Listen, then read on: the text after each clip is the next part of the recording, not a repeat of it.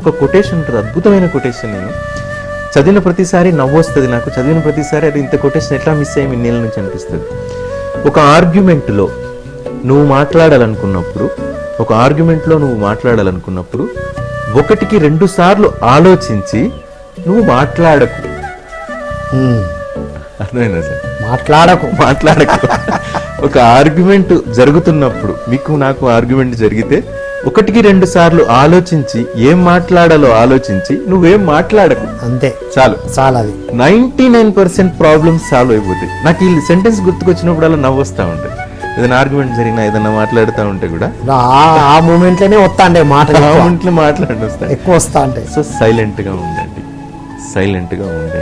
మనకు నిజానికి ఆ టైంలో మాట్లాడడానికి ఎక్కువ మాటలు వస్తాయి. మీరు అన్నట్టు లాజిక్ లేని మాటలు వస్తాయి.